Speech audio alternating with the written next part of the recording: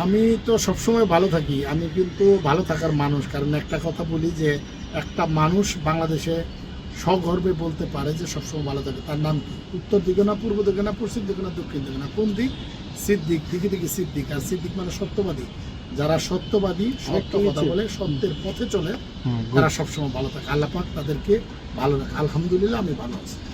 আসলে 11 মাস পরে যেরকম মুক্ত আকাশে আমি সিদ্দিকুর রহমান, আমার তো ভালো লাগার কথা। এবং 11 মাসের 11 মাস বলবো না, আমি যেহেতু প্যাসিফিক আমারটা আমি জানি, সেটা হলো 10 মাস 22 দিন কারাগারে ছিলাম। কারাগারে অবশ্যই ভালো মন্দ মিলিয়েছিলাম, তবে অনেক অভিজ্ঞতা সম্পন্ন জ্ঞান নিয়ে আমার মনে হয় যে কারাগার থেকে বের হয়েছে। কারণ ওখানে প্রচুর পরিমাণে চিন্তা করার শক্তিটা ছিল এবং আল্লাহ পাক রেখেছিলেন, এবং সেই জায়গায় সৃজনশীল চিন্তাও করেছি এবং আল্লাহর প্রদত্ত আমি হেদায়েত প্রাপ্ত হয়েছি। এবং আমি নামাজ, আল কোরআন এগুলো সঙ্গে নিয়ে আসছি, ধরে আসছি এবং পড়তে পারি। নামাজ 5 ওয়াক্ত নামাজ পড়াতে যোগদান করছে। এর সাথে তার ভালো থাকার আমার মনে হয় তেমন কিছু থাকার কথা না। কি করতেন সারাদিন সিদ্দিক ভাই? সারাদিনের তো রুটিনটা এরকমই ছিল যে সকালবেলা 7টা 30 মিনিটে লকআপ খোলা হতো। এই লকআপের যে ঘরটা, এটা ছিল 10 ফিট বাই 12 ফিটের একটা ঘর। সেখানে 4 ফিট বাই 5 ফিটের একটা ওয়াশরুম আছে। এই পর্যন্ত মানে বডি পর্যন্ত পিঠ দিয়ে গাঁথা, কারণ বডি পরে যে ফেসটা দেখার জন্য যখন গুনতি দেয় তখন এই চেহারাটা দেখতে হয়। কারণ ওখানে তো মানুষ প্রচণ্ড পরিমাণে ফ্রাস্ট্রেশনে থাকে। সেই ফ্রাস্ট্রেশনের জায়গা থেকে অনেক কিছু দেখা যায়, দুর্ঘটনা ঘটে। সেই জন্য ওয়াশরুমটা ওইভাবে দেওয়া। তো ওখানে দেখা যেত 7:30টার সময় আমি যখন লকআপ করতো তখন বের হতাম। বের হয়ে এই যে বিভিন্ন জনের সাথে সুখ দুঃখের গল্প, নতুন মানুষ কালকে কারা আসছে তারা হয়তো দেখতে আসতো আমাকে, আমি তাদের সাথে কথা বলতাম। বা তাদেরকে অনেক ক্ষেত্রেই দেখা যেত যে কোনো থাকার প্রবলেম হলে আমাকে যদি বলতো, আমি সেটা চিন্তা করতাম যে একটু সমাধান করা যায় কি না। অতএব সেইভাবে তারপর দেখা যেত যে নাস্তা টাস্তা করার পরেই আজান হয়ে যেত। নামাজ তো কন্টিনিউ পড়তাম, আল্লাহ পড়াইছে, এখনও পড়ি।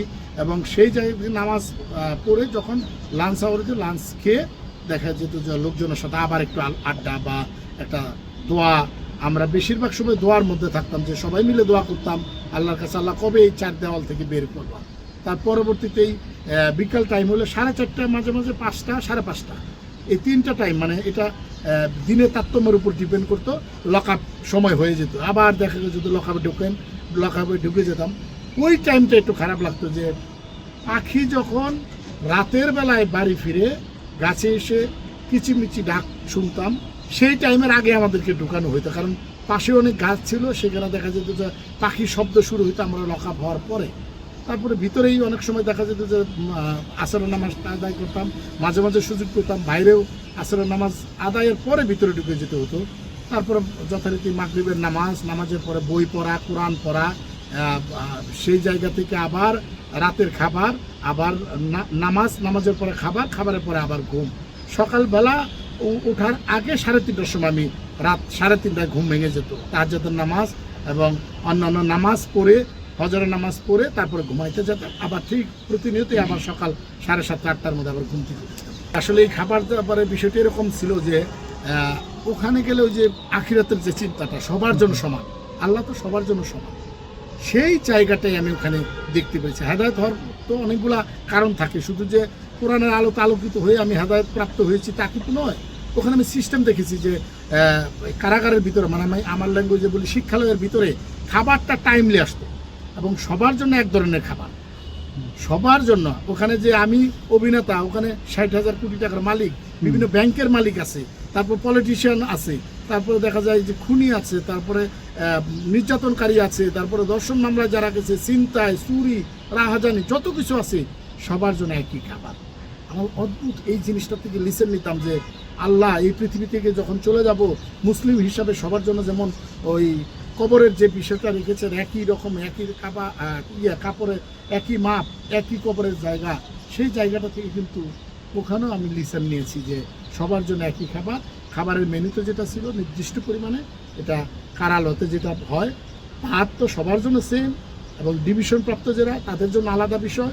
তার বাদে সবজি প্রতিনিয়তই থাকতো, ডাল প্রতিনিয়তই থাকতো, সপ্তাহে কয়েকদিন দেওয়া হতো মাছ, একদিন মাংস আর সবজি কন্টিনিউ। বিভিন্ন জায়গায় বিভিন্ন ধরনের মানুষের সাথে দেখা হতো। যেমন আমি যখন ছেলে যারা দেখা করতে আসতো, আমি কোনো ছেলে যেতাম না, আমার ছেলে অনেকেই যারা দেখা করতে আসতো তাদের, তবে ম্যাক্সিমাম লোকই ছেলে তো থাকে হলো 90% লোক হলো দলীয় লোকজন, আওয়ামী লীগের লোকজন ভিতরে, হ্যাঁ, তাদের সাথে দেখা হতো। তাছাড়াও সারা বাংলাদেশে ঢাকা শহরে যারা অপরাধ করে ঢুকেছে নিষ্পাপভাবে যা আছে, কেন্দ্রীয় কারাগার কেরানীগঞ্জ যারা আছে, তাদের সবার সাথে মোটামুটি আমার দেখা হতো। সেখানে বললাম যে পলিটিশিয়ান আছে, নামের মধ্যে যদি বলি, আমরা যাদেরকে চিনি, মন্ত্রী মহোদয় যারা গিয়েছেন, এক্স মন্ত্রী, তাদের সাথে আমার দেখা হয়েছে। এবং আপনার এই মেয়র, আমাদের উত্তরের যে মেয়র আতিক ভাই, তার সাথে আমার গারদে দেখা হয়েছে, পুলক ভাইয়ের সাথে দেখা হয়েছে, শাহজাহান খান সাহেবের সাথে দেখা হয়েছে, আদার্স আপনার কামাল মজুমদার, তারপরে ফারুক খান বা আরো শ্রদ্ধেয় আসাদুজ্জামান নূর, এই সবার সাথে মোটামুটি আমার দেখা হয়েছে। হ্যাঁ, আফ্রিদির সাথেও দেখা হয়েছে। এবং ভাগ্যক্রমে আফ্রিদি যেদিন জেলে যায়, প্রথমে তাকে গেটে জিজ্ঞাসা করা হয়েছিল যে আজকে রাতটা কারোর সাথে শেয়ার করে থাকতে হবে, তুমি কার সাথে থাকতে চাও? আফ্রিদি বলে একটা মাথায় নামে আসছে, সেটা সিদ্দিকুর রহমান। আমি যখন মাগরিবের নামাজ শেষ করে আমি শেষ করব, এই মুহূর্তে দেখি যে সুবেদার সাহেব আফ্রিদিকে নিয়ে আসছে, বললো যে ও তো আপনার রুম ছাড়া কোথাও থাকবে না। পরবর্তীতে সারা রাত ও আমার সাথে ছিল এবং আফ্রিদির যে সিচুয়েশন হয়েছিল, ও একটা ট্রমার ভিতরে চলে গেছিলো। বিকজ এই ছেলেটা তো আসলে এই ধরনের পরিস্থিতি কখনো দেখে নাই, সারা রাত ঘুমাতে পারে না, ঘুমের মধ্যে চিৎকার দিয়ে উঠতো। আমি তাহাজ্জুদের নামাজের সময় আমি তার জন্য প্রচুর দোয়া করেছি এবং আমি তাকে টেক কেয়ার করেছি, অনেক কিছু খাওয়ানোর চেষ্টা করেছি। পরবর্তীতে ধীরে ধীরে আফ্রিদিকে বোঝানো হয়েছে যে আফ্রিদি আসলে এই জায়গাটা আমাদের জন্য না, কিন্তু ঘটনাক্রমে যেহেতু আমরা আইসা পড়ছি, অতএব এখানে স্বাভাবিক কীভাবে হওয়া যায়। পরবর্তীতে ওর জন্য আমরা সবাই বসে একটা রুম ঠিক করেছি, আমারও সেই ছেলে, শাপলা ছেলে। রুম ঠিক করার পরে সেই রুমে ওকে রাখা হয়েছে, ওর লেভেলের যে লোকজন, মানে ওর এইজের কয়েকজন লোককে দিয়ে। পরবর্তীতে সে স্বাভাবিক পর্যায়ে আসছে এবং ও ছিল দুর্ভাগ্যবশত, ওর বাবাও পরবর্তীতে গিয়েছে, উনিও আমাদের ছেলেতেই ছিল। ভাইয়া, আপনি কি আপনার মতো দাঁড়িয়ে রেখেছেন কিনা? ওর তো আগে থেকে দাঁড়িয়ে ছিল এবং সেটা একটু বড় পর্যায়ে ছিল। আমি যখন চলে আসলাম, এবং আমার আগের দিনে কিন্তু ওরা চলে আসার কথা ছিল, কিন্তু বাপ বেটা যখন তারা ইয়েতে গেছে, কি বলে, গেটে গেছে, গেটের আতঙ্ক যেটা পিডব্লিউ বলে, সেই পিডব্লিউতে তারা আবার দেখা গেল যে তাদের মামলাটা সুপ্রিম কোর্ট, মহামান্য সুপ্রিম কোর্ট ওখানে স্টে করেছিল, সেই কারণে তারা বেরোতে পারেনি। সো ওই জায়গাটা থেকে আসলেই আমাদের জন্য তো আসলে কারাগার হওয়ার কথা না। দিন শেষে তো আমরা মিডিয়া পার্সন, নাট্যকার, অভিনেতা, নির্মাতা, সে মিডিয়াতে, সোশ্যাল মিডিয়াতে আফ্রিদি যথেষ্ট পরিমাণে জনপ্রিয় আমি মনে করি। সেই জায়গাটা থেকে আমাদের ভুল ত্রুটি যদি থাকে, সেই জায়গাটা আমার মনে হয়েছে আইনের ঊর্ধ্বে কেউ নয়। আমি যদি অপরাধী হই, অবশ্যই আমার শাস্তি হওয়া উচিত। আমার মামলা আমি জামিনে আসছি, আমি কিন্তু বিচারের দিন আমার মামলা। অতএব আমি মনে করি যে আমরা দিন শেষে আমরা অপরাধ করে কখনোই নিজেকে লুকিয়ে রাখতে পারবো না। অপরাধ করলে, আমি যদি অপরাধ করি, আইন বিভাগ, শাসন বিভাগ এবং বিচার বিভাগ তার বিচার করবে। অতএব আমি সেটার পক্ষে সবসময়। তবে ঘটনাক্রমে সারা বাংলাদেশের মানুষ জানে আমাকে কিভাবে নেওয়া হয়েছে, সারা বাংলাদেশের মানুষ দেখেছে। অতএব আমি এটা নিয়ে শুধু একটা কথাই বলবো যে আমাদের জীবনে যা হয়েছে সেগুলো যেন আর কারো জীবনে না হয়। আমাদের ভুল ত্রুটি থাকলে, আমার বিশেষ করে আমি বারবার বলি, মহান আল্লাহর কাছে আমি ক্ষমা চাই। নাটক লিখেছি, 3টা সিনেমা লিখেছি, এবং আমি আমার জীবনে ঘটে যাওয়া 322 দিনের যে গল্প, কী কী হয়েছে, সেখান থেকে কিভাবে মোটিভেশন করা যায়, কিভাবে কি শিখবে, সিনপসিসটা কি, সারা বাংলাদেশের মানুষ সেখান থেকে শিখতে যেতে পারে, সেই জন্য আমি একটা বই লিখতেছি। সেই নাটকগুলো নিয়ে মানুষের প্রশ্ন করে যে সিদ্দিক ভাই কি অভিনয় করবে। আমি বারবারই বলেছি, আমি নাটকের অভিনেতা নির্মাতা সিদ্দিকুর রহমান। অভিনয়ের বাইরেও কিন্তু আমার একটা পরিচয় আছে, আমি নিজে লিখি, আমার অসংখ্য নাটক লেখা আছে, এবং আমার নিজের ডিরেকশনের নাটক আছে, এবং আমার প্রডিউস করার নাটক আছে। এই 3টাতে তো মাস্ট বি ঈদের পর থেকে পাবে, কিন্তু অভিনেতা হিসেবে কতটুকু পাবে সেটা আমি এখনও বলতে পারতেছি না, কারণ খুবই আগে থেকে আমি অভিনয় তেমনটা নেই। আমি এখন যেহেতু আল্লাহ প্রদত্ত আমি হেদায়েতপ্রাপ্ত হয়েছি, ডেফিনেটলি আমি মনে করি যে আমার এই জায়গাটা থেকে আমাকে অভিনয়ে সে আগের মতো কেউ পাবে না, আগের মতো পাবে না, আগের সিদ্দিকুর রহমান কাপড় পাবে না। যারা আশা করে তারা ভুল।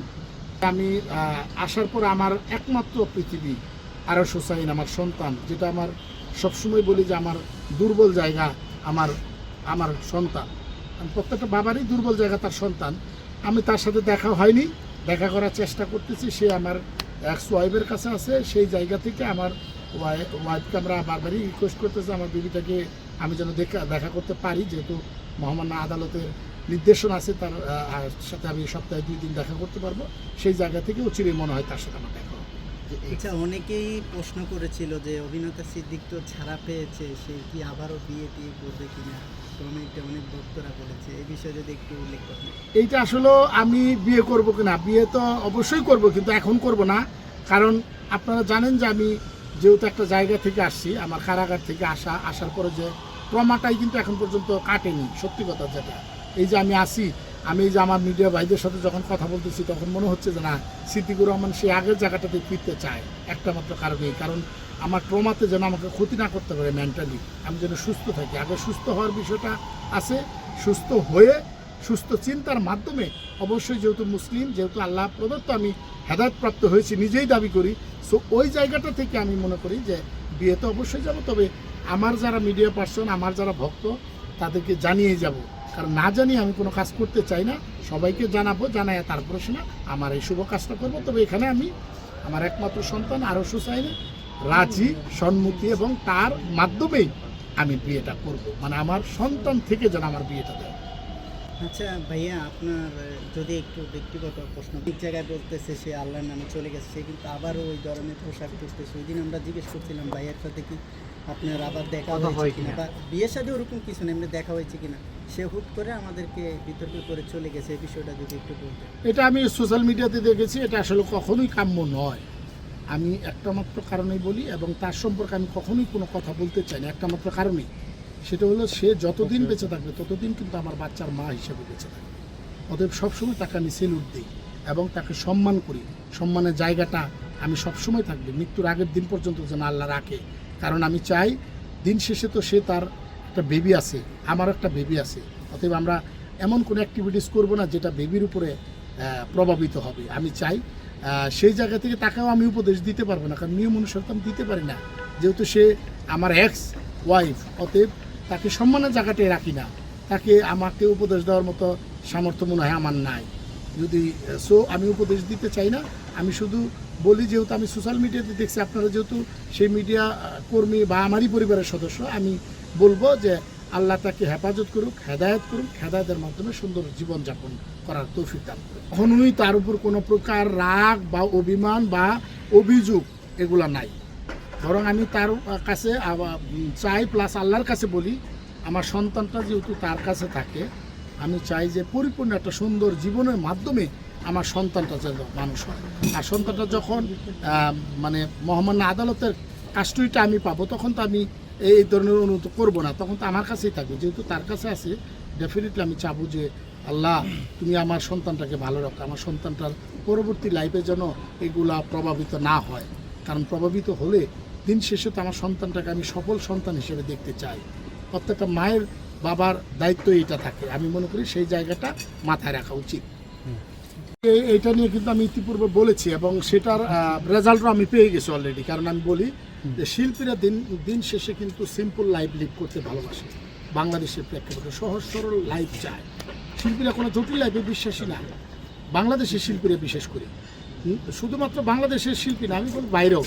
আমরা যদি পাশের রাষ্ট্রে দেখি যে শিল্পীদের বিশাল একটা বহর কিন্তু নির্বাচনে অংশগ্রহণ করেছে, এবং তারা নির্বাচিতও হয়েছিলেন। এবার অনেকে নির্বাচিত হয়নি, নির্বাচিত না হওয়াতেও কিন্তু তাদেরকে বিভিন্ন রকমের প্রবলেম ফেস করতে হয়েছে। হ্যাঁ, হেলাপতির মতো একজন অ্যাক্টর, তিনি পপুলার নায়ক, সে এখন রাষ্ট্রের নায়ক, একটা রাষ্ট্রের না, একটা নির্দিষ্ট মুখ্যমন্ত্রী হিসেবে যেহেতু দায়িত্ব পালন করেছে, একটা স্টেটের কিন্তু সে রাষ্ট্রনায়ক। অতএব আমি মনে করি যে শুধু ইন্ডিয়া নয়, আমরা যদি জালাস কিংয়ের কথা বলেন, সেও কিন্তু অভিনেতা। এরকম বড় বড় অভিনেতারা কিন্তু রাষ্ট্র পরিচালনাও করে, কিন্তু বাংলাদেশের ক্ষেত্রটা একটু আলাদা। এটা আমি কেমনে বুঝলাম, এটা আমার জীবনে যে 29শে এপ্রিল যে ঘটনাটা ঘটেছে সেটা দেখে মনে হয়েছে। কারণ এখানে আসলে আলাদা করতে চায় না মানুষগুলো। আমাদের যারা দর্শক, আমাদেরকে যারা ভালোবাসে, কন্টিনিউ আমাদেরকে ভালোবাসতো বা বাসে, তারা কিন্তু আসলে আলাদা করতে চায় না। এই জন্য আমি কমেন্ট বক্স যখন মাঝে মাঝে চেক করি, তখন লেখে সিদ্দিক ভাই, এবার আমাকেও বলেছে, আমি যে জায়গাটায় হেদায়েতপ্রাপ্ত হয়েছি, তারপরে বলেছে সিদ্দিক ভাই আমরা পলিটিক্সে আপনাকে দেখতে চাই না। কিন্তু হয় কি, যদি সেবক হওয়ার ইচ্ছাটা ভিতরে থাকে, মানুষকে সার্ভিস দেওয়ার ইচ্ছাটা থাকে, সেটা আসলে পারা যায় না। আমি তার জ্বলন্ত প্রমাণ। কারণ আমার ভিতরে কিন্তু একটি দলকে সমর্থন করার মতো কি বলে শক্তি সামর্থ্য আছে বলে আমি সেই জায়গাটা করেছিলাম। শক্তিটা বলছি ওইটা আবার এই শক্তি না, আমি বলছি ভিতরের শক্তিটা।